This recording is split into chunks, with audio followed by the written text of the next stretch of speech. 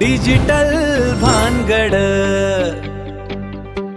छत्रपती संभाजीनगरमध्ये रमाई आवास योजनेवरून राजकीय युद्ध पेटलंय.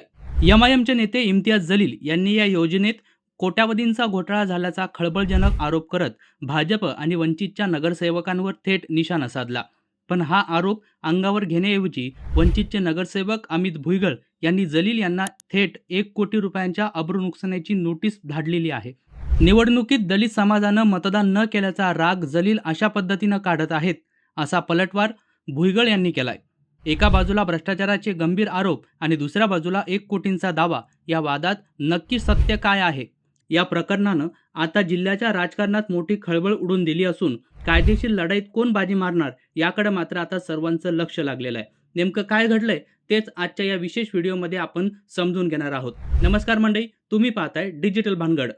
छत्रपती संभाजीनगरमध्ये राजकीय वातावरण सध्या कमालीचं तापलं असून रमाई आवास योजनेतील कथित घोटाळ्याच्या आरोपावरून एमआयएम आणि वंचित बहुजन आघाडी यांच्यात मोठा कायदेशीर आणि राजकीय संघर्ष उभा राहिलाय. एमआयएमचे प्रदेशाध्यक्ष आणि माजी खासदार इम्तियाज जलील यांनी महापालिकेच्या रमाई आवास योजनेत कोट्यावधींचा भ्रष्टाचार झाल्याचा गंभीर आरोप केल्यानंतर आता वंचित बहुजन आघाडीचे नगरसेवक अमित भुईगळ यांनी जलील यांना 1 कोटी रुपयांच्या अब्रू नुकसानीची नोटीस पाठवून या वादाला नवे वळण दिले आहे. या संपूर्ण प्रकरणाची सुरुवात तेव्हा झाली जेव्हा इम्तियाज जलील यांनी पत्रकार परिषद घेऊन छत्रपती संभाजीनगर महानगरपालिकेत राबवल्या जाणाऱ्या रमाई आवास योजनेवर प्रश्नचिन्ह उपस्थित केले. या योजनेअंतर्गत गरीब आणि दलित समाजातील लाभार्थ्यांना हक्काचं घर मिळवण्यासाठी 2.5 लाख रुपयांचे सरकारी अनुदान दिले जाते.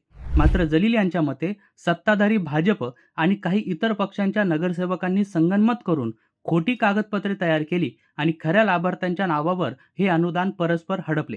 या आरोपांमध्ये त्यांनी प्रामुख्याने भाजपचे जालिंदर शेंडगे, वंचितचे नगरसेवक अमित भुईगळ आणि माजी नगरसेविकेचे पती महेंद्र सोनवणे यांची नावे घेतली आहेत. जलील यांनी असा दावा केला की हा केवळ तांत्रिक घोटाळा नसून तो दलित समाजाच्या हक्कावर मारलेला दरोडा आहे आणि यात महानगरपालिकेच्या अधिकाऱ्यांनी चक्क ओबीसी मंत्री अतुल सावे यांच्या आदेशांवरून हे गैरप्रकार केल्याचंही त्यांनी नमूद केलं होतं. इम्तियाज जलील यांच्या या खळबळजनक आरोपानंतर वंचित बहुजन आघाडीचे नगरसेवक अमित भुईगळ यांनी अत्यंत आक्रमक पवित्रा घेत प्रतिहल्ला चढवलाय. भुईगळ यांच्या मते हे सर्व आरोप पूर्णपणे बिनबुडाचे असून केवळ राजकीय द्वेषातून करण्यात आले आहेत.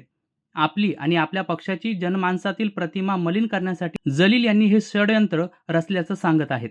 त्यांनी आपल्या वकिलामार्फत जलील यांना 1 कोटी रुपयांच्या अब्रू नुकसानीची नोटीस बजावली आहे. जर जलील यांनी हे आरोप सिद्ध केले नाहीत किंवा बिनशर्त माफी मागितली नाही तर त्यांना कडक कायदेशीर कारवाईला सामोरे जावे लागेल, असा इशारा भुईगळ यांनी दिलाय. भुईगळ यांनी जलील यांच्या या आरोपांमागील राजकीय पार्श्वभूमी स्पष्ट करताना असा दावा केलाय की लोकसभा आणि त्यानंतर झालेल्या विधानसभा निवडणुकीत दलित समाजानं एमआयएमला नाकारलं आणि इम्तियाज जलील यांना अपेक्षित मतदान केलं नाही. याच पराभवाचा आणि जनधारेचा राग जलील यांच्या मनात असून ते आता सूडबुद्धीनं दलित समाजाचे नेतृत्व करणाऱ्या आणि जमिनीवर काम करणाऱ्या लोकप्रतिनिधींना हेतुपुरस्पर टार्गेट करत आहेत. अमित भुईगळ यांनी आपल्या भूमिकेत काही महत्त्वाचे सामाजिक आणि वैयक्तिक मुद्दे देखील मांडले आहेत. त्यांच्या मते आंबेडकरी जनतेनं जलील यांच्या धोरणाच्या विरोधात जो मोर्चा काढला होता त्यात भुईगळ सक्रियपणे सहभागी झाले होते. या सहभागाचा राग जलील यांनी अनेकदा बोलूनही दाखवला होता आणि त्याच वैयक्तिक रागातून आता घरकुल योजनेच्या नावाखाली चिखलफेक केली जात आहे.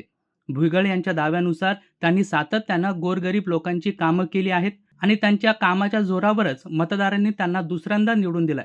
मात्र जलील यांच्याकडून केवळ वंचित आणि मागासवर्गीय समाजाला सातत्यानं बदनाम करण्याचे आणि त्यांच्या नेत्यांना खोट्या आरोपात अडकवण्याचे प्रयत्न सुरू आहेत. तर दुसरीकडे इम्तियाज जलील आपल्या आरोपांवर ठाम असून ही योजना ज्यांच्यासाठी होती त्यांना घरं मिळालेच नाही आणि कागदोपत्री मात्र पैसे उचलले गेले, असं त्यांचं म्हणणं आहे.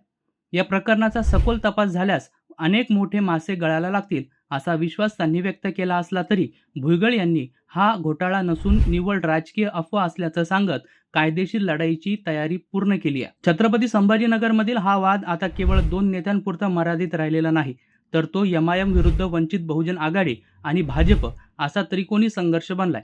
जलील यांनी यात मंत्री अतुल सावे यांचं नाव ओढल्यामुळं याला आता राज्यस्तरीय राजकीय वलय प्राप्त झालंय. अशा स्वरूपाच्या आरोप प्रत्यारोपांमुळे शहरात राजकीय ध्रुवीकरण होण्याची शक्यता आहे. जलील यांनी उपस्थित केलेले भ्रष्टाचाराचे मुद्दे आणि भुईगळ यांनी दिलेले राजकीय सूडबुद्धीचे उत्तर यामुळं सर्वसामान्य नागरिक मात्र संभ्रमात आहेत.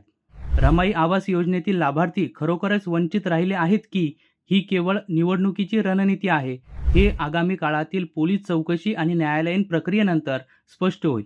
तोपर्यंत 1 कोटी रुपयांच्या या नोटिशीमुळं जलील यांची अडचण वाढणार की ते अधिक आक्रमक होणार याकडे मात्र संपूर्ण जिल्ह्याचं लक्ष लागलेलं आहे. तर मंडळी, तुम्हाला आजचा हा व्हिडिओ कसा वाटला ते कमेंट करून नक्कीच कळवा आणि अशाच महत्त्वपूर्ण विषयाच्या बातमीसाठी पाहत राहा डिजिटल भानगड.